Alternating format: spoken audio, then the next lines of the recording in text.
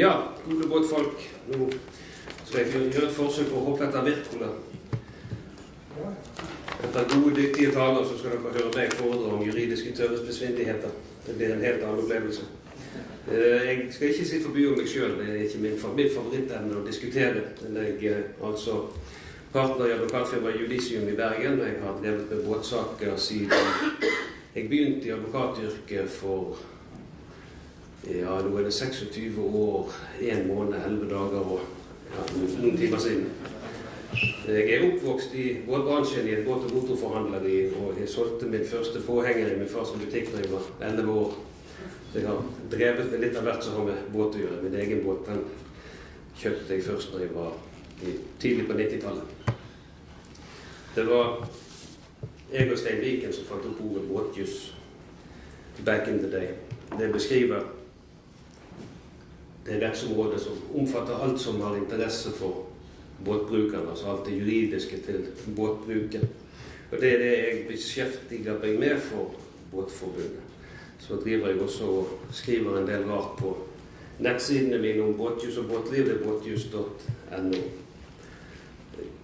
En del ut av artiklene derfor det går oss opp i båtens verden, og så er det da Båtliv sin spør ekspertenes spalte, som jeg har fått æren av å være med i. Mitt advokatfirma ble stiftet i 2000, forløper tilbake til jeg begynte der i 1990, så det var en historikk på 26 år. Vi er 9 dyktige advokater, og så er det meg i tillegg. Vi kaller oss for landsdekkende fra Bergen, ikke et sted i landet vi ikke klarer å kreke oss til i løpet av 24 timers tid. Selv så pleier jeg å si at jeg prosederer mer i domstolen andre steder enn i Bergen. Det er faktisk et sjeldenhet at jeg er i retten i den byen. Vi driver en rådgivningstjeneste for Båtforbundet, medlemmene og foreningene, der både medlemmene og foreningene får 1 times gratis rådgivning i saker som gjelder båtlivet og båtforeningene sine anliggender. Det er ikke så mange vilkår til dette, der det er nesten ingen begrensninger. Så lenge det gjelder båten, båtbruken og en aktuell problemstilling, så faller det inn under ordningen. Det er kjøp og salg, skader og forsikring, rett til bryggeplass, båtfeste, forhold til utleier og landarealer for foreningene og den slags. Det eneste reservasjonen er at det må være en aktuell problemstilling og ikke opplæring, fordi at det å stå foran en forsamling og fortelle en masse ting, det er ikke mitt favoritt gjøremål. Disse rådgivningstimene de pleier som regel ikke å være nok, eller ofte ikke nok. Og da fortsetter vi bistanden for medlemmer på egne vilkår for medlemmer i Båtforbundet, også for foreningen. Så henvendelser selvfølgelig går gjennom forbundet. Typiske saker og problemstillinger vi dukker opp i det, sånn som dere ser på skjermen der oppe nå. Dette er, hvis herr direktøren ikke hadde forlatt oss, så kunne jeg fortalt henne at dette var en CE-merket båt. I sikkert 60% av de henvendelser vi får, så gjelder det tvister om kjøp og salg. Det er rett og slett tvister der den som kjøper mener at han har fått noe annet enn han kjøpte, mens den som solgte mener at han har levert godt og vel så det.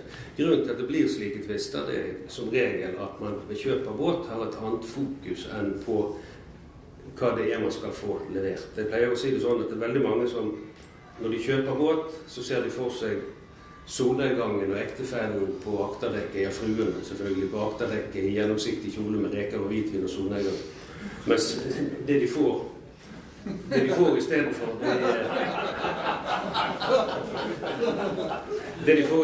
det er gjerne sure unger, gnålende ektefeller, dårlig vær, vannlekkasjer og vind og fortøyninger som slipper. I forholdet mellom kjøperforventningene og selgerinteressene så er det veldig ofte sånn at kjøperne vil ha mer og selgerne vil gi mindre når det tilspisser seg. Det har faktisk forverret seg en del etter at det ble litt trangere tider for 2008. Før det tidspunkt så hadde folk mye mer en tendens til at de ville bli ferdig med problemet sitt heller enn å drive og diskutere det. Fra 2008 så har utviklingen gått i retning av at man er mer villig til å krangle, mer villig til å redusere på hva man leverer. Typene saker vi behandler, det er en hel masse forskjellige.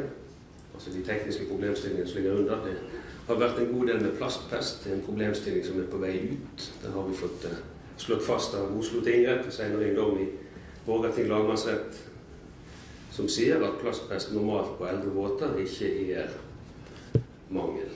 Vi har en god del saker som gjelder motorer, motorkjøp og motorproblemer. En av de mest spektakulære, det var en Januar 6 LPA i en Skand 29 Baltic, der motoren ruste ut og selvdestruerte. Så ble det kjøpt ny motor, så gjorde den det samme. Og til dags dato var de enda ikke funnet ut hvorfor. Det eneste de fant ut var at en liten del i dieselpumpen hadde hengt seg opp og ikke stengte tilførselen. Det løste seg nok at Januar tok nummer 2 som reklamasjon, mens de private partene måtte lide med den andre. Dette har faktisk vært omtalt i, jeg tror det var Båtliv, kan det være på et magasin, jeg husker ikke hva. Spørsmålet er hvordan man skal avverge å komme i denne typen konflikter. Og da er det så enkelt som at man må være så hjemme med seg selv at man ikke fokuserer så mye på hvitlinje og solnedgangen, men forsøker å nøkternt finne ut av hva er det man blir tilbudt å kjøpe. Man må passe på å ha en kontrakt som reflekterer det man er blitt enige om, men ikke noe annet. Nå skulle jeg nettopp for 2 dager siden ha vært i Stavanger tingrett i en sak om plastpest, der selgeren ble spurt om han kjente til om det var plastpest i båten, hvorpå han sa at nei, han har aldri sett tegn til osmose. Så ble det skrevet i kontrakten båten har ikke osmose, og så hadde han selvfølgelig det likevel. Nå ble den saken forlikt, og det var et lurt trekk av begge parter, men det hadde vært et sånt tilfelle der man ville vært på vippen med hensyn til om det var en mangel eller ikke. Så man skal være forsiktig med hvordan man formulerer seg. Som selger så må man være oppmerksom på den opplysningsmetodikk man bruker. Altså man kan ikke bare si vær så god her i båten, se på den og ta det du får. Man må aktivt opplyse om det som er risikomomenter, så man passer på å fraskrive seg konkret ansvar for det. I alle sånne tilfeller så har man jo rådgivningstjenesten fra Rådforbundet som man kan belaste når man vil. Det gjelder selvfølgelig også i kjøpsalgssituasjoner. Det er ikke lenger vekk enn en kjapp e-post.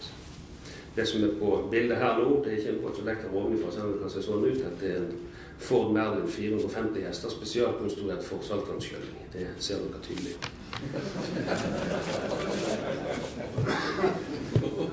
Vi har en del tvister i skadesaker. Det er ikke denne her, men det går på forsikringsvilkår og skadetakster, ofte mot forsikringsselskap. Det går på diskusjoner om hva er omfattet, og hvilken tilstand skal det repareres til, og når skal man være fornøyd med den jobb som er gjort, og det er faktisk et vanskelig spørsmål ofte. Hvis det er gjort en reparasjon og båteieren er ikke fornøyd, og forsikringsselskapet sier vi dekker ikke noe mer, så er spørsmålet hvem skal vi rette krav til? Skal vi gå på verkstedet fordi det er mangelfullt, fordi det ikke er god nok omsorg for bestillerens interesser, eller skal vi gå på selskapet som ikke har oppfylt sin erstatningsplikt? Alltid vanskelige saker. Så har vi selvfølgelig klassikeren som utfører seg verkstedsarbeidet. Det vil si for de som er så heldige å få et verksted til å utføre arbeidet. Det er gjerne en problemstilling i seg selv. Der er det kvalitetskrav og utførelse som stort sett er det vanskelige. Og så er det tid og pris, ikke minst. Og så ansvaret for følgeskader til slutt. Det som vi opplever egentlig mest med verkstedet, det er en stadig større evne til å oppfylle så tynt som det overhodet er mulig. Altså gjøre jobben så tynt som det er. Fordi at da sparer man på både materialer og arbeid. Det de ikke tenker på, det er at når de gjør det, så subsidierer de advokatbransjen med store summer. For foreningene sine vedkommende så er det veldig mye, dette er den samme sylinder forresten som den forrige, bare etter at vi skal ha motoren i biter. Foreningene så er det leieavtalene, naboforholdene og så forholdet til medlemmene. Når det gjelder leieavtalene, de som ikke er så heldige å være selveiende, det er ikke alltid de er heldige heller for sånn, så er det alltid et spørsmål hva skjer for eksempel hvis man ikke har rett til forlengelse på en leieavtale. Hvis en leieavtale for en båthavn går ut i 2014, hva gjør man da? Ja, da står man i 2014 og har ingen leierett til det området man eksisterer på. Da har man ikke lenger båthavn, hvis det ikke grunneieren er med på å inngå en ny avtale. Og ting har utviklet seg sånn i verden at for å inngå en sånn ny avtale så kreves det selvfølgelig naturligvis stadig mer penger betalt. Så når vi er inne på penger, så er det neste spørsmål. Hvis man har rett til å forlenge, men det er ikke en mekanisme for å bestemme eventuell prisøkning, hvis det ikke er avtaleregulert, hva gjør man da? Da står man der. Jeg har en forening som bistod nylig om en sånn problemstilling i Nord-Norge, det var rett til forlengelse, og det måtte tolkes som slik at det var for nye 25 år. Men det var ingen rett for grunneiere til ensidig å kreve prisøkning. Det var en forening som for så vidt heldig, men grunneieren står på sitt fortsatt, så vi vet ikke hvordan det helt går. Prisnivåene rundt i landet rimelig forskjellige på mange måter, og vilkår ellers også. Det som jeg har inntrykk av noenlunde på prisnivå per båt per år, det rundt 1600–1700 kroner. Det har vært en undersøkelse og en utgreiing på dette i Porsgrunn. De kom ut til 1500. I profesjonelle havner så ligger de gjerne litt over. Andre eksempler på båtforeninger som kommer i trøbbel, det for eksempel slik som når man forhandler om forlengelse av leieavtale, og grunneier sier nei, jeg vil heller at dere kjøper eiendommen, og så skal man ha 10 millioner for en liten stripe land på 200 meter. Og når man så sier at nei, det kan man ikke kjøpe, så nei, nå leien 350 000 per år fra neste år. Det den typen problemstillinger foreningene står overfor. Det som brytningspunkt i dette, det at det veldig ofte eldre avtaler, mange av de jeg har sett gå tilbake til 70-tallet, noen går enda lenger tilbake. Og de utgiftsmessige pris, og de utgiftsmessige forlengelse og alt mulig annet, de blir til i en helt annen tid, med helt andre, skal vi si det, for faremomenter. Begge veier. Det som foreningene skal være opp på det at man bør selvfølgelig være tidlig ute med å tenke ut hvordan man skal forholde seg til forlengelse. Naboforholdene grenser i sjø og den slags. Der har vi en dom fra Hammerfest. Her. I hvert fall minst en representant derfor. Der var det altså en nabo som krevde massevis av penger og krevde flyttet båter og krevde masse rettigheter i et delt sjøområde. Han vant heldigvis ikke frem, men det et typisk eksempel på hvor man kan komme i trøbbel når behovet for mammon blir stadig mer påtrengende for naboene. Det en del foreninger som får problemer med medlemsmassen, tvister med medlemmene. Det kan gjelde sånne ting som vi var inne på delvis i debatten før i dag, med henslengte båter. Det har også vært saker om eksklusjon og andre typer negative vedtak for medlemmer.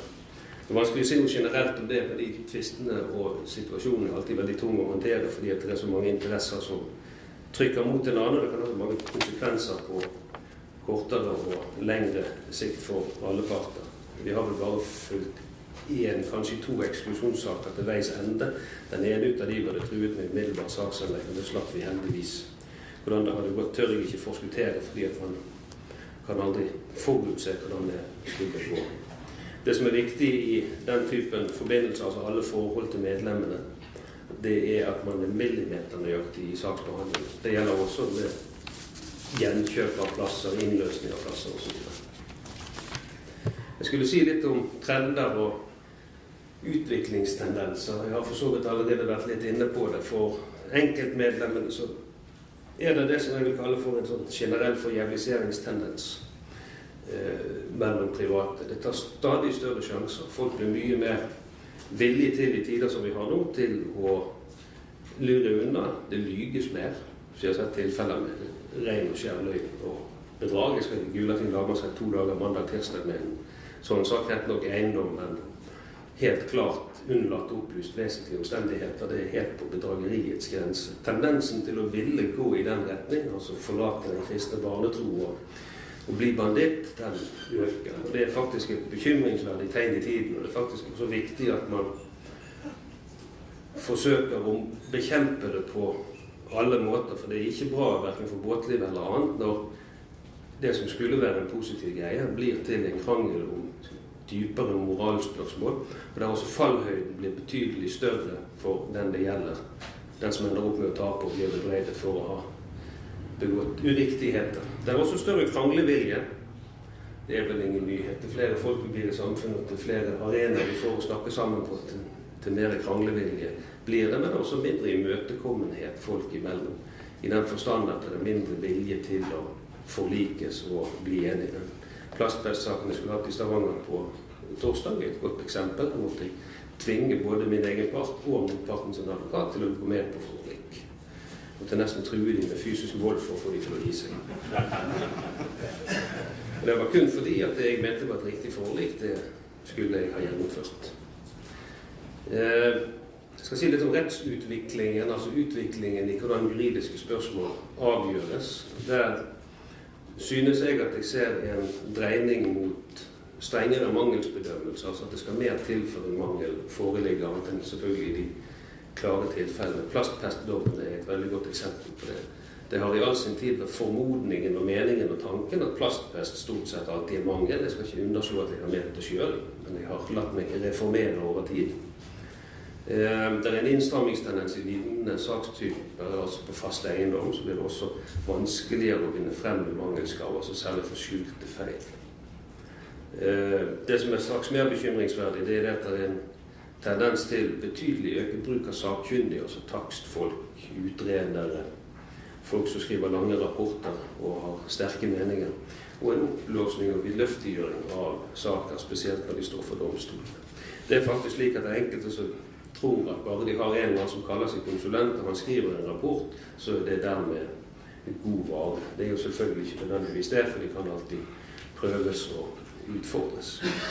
For foreningene sitt vedkommende, så er tilstrammingen på utleiersiden helt tydelig. Den ligger helt oppe i dagen. Det går på vilkår, som for eksempel løpetid, prisforhøyelser, og ikke minst prisforlangende ved fornyelse av avtaler. Og der er det hipp som happ om foreningene havner på den ene eller andre siden av streken. Det er faktisk høyst risikabelt, alt etter hvilken type utleier man har, å være i den situasjonen at man har behov for å fornye en avtale.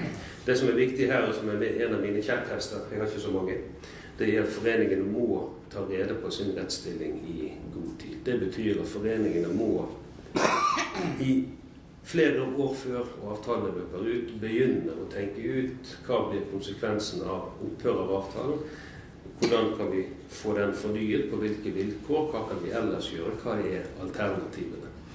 Et godt eksempel på hvordan det kunne ha gått er for eksempel Horvighavn, båthavn i Bergen. De ville fornye avtalen med kommunen, og det var masse styr frem og tilbake, og de fortsatte å eksistere etter at avtaletiden var gått ut, og det gikk så langt som at de påberopte seg at en eller annen vaktmester i grunn etat hadde gitt i forlengelse av avtalen. De måtte til rette, og de måtte like til lagmannsretten, og før de fikk fortsette å eksistere. Og det var bare ren godhet fra lagmannsretten som lå til grunn for at de fikk det. Kommunen hadde faktisk hevet avtalen, eller har de vekk. Høyst risikabelt med andre ord, og komme på hælene i forholdene der. Når det gjelder de foreninger som eier sine egne havner og landområder, så blir forholdet kanskje litt annerledes. Der må man ha en aktiv eiendomsforvaltning både av landarealer og sjøarealer, så må man henge med i utviklingen og forståelse for hva som kommer. For det er bare det at man har liggende brygger et sted. I dag betyr ikke nødvendigvis at man får lov til å ta det i morgen. Det kommer kryssende interesser av mange slag. Man må passe seg for reguleringsplaner og for naboer og for utbygginger, for plutselig så står man der og har fått bebyggelsen tett på, og det er ikke bebyggelse som må vike altså boligbebyggelsen når konfliktene kommer. I forhold til offentlige myndigheter så har jo foreningen også et forhold eller to, og der er vel det verste reguleringssaker og skattesaker, eiendomsskattesaken i Sarpsborg, og den fantastiske saken i Vestvågøy. Vi har også båtliv under press lokalt i Bergen. Der har vi reguleringsplan som kan ramme både Neptun og Draugen relativt hardt, men det har Malum som sitter der bak god kontroll på så langt. Men tendensen ligger der når det er snakk om å bruke av strandsonen, når det er snakk om å bygge ut i nærheten av strandsonen, når boligbyggene skal opp, når forretningsbyggene skal opp, så er det båtlivet som må vike. Og det er en tendens man må være fullt oppmerksom på. Så medlemssaken i foreningene, de er vel stort sett slik at de vanskelige medlemmene, de følger den alminnelige tendensen til mer knurraktighet og økende kravstorhet. Jeg skal ikke nevne det som har vært omtalt i båtbladene fra borte på Østlandet, og en som på dødelig ikke ville være medlem likevel. Men når først medlemmet man sliter med har det personlighetstrekk at han setter seg selv foran fellesskapet og derfor skal kreve og forlange, så blir det et slit for foreningen å håndtere det. Da er det viktig at man gjør det man gjør med tydelige regler, klare vedtak.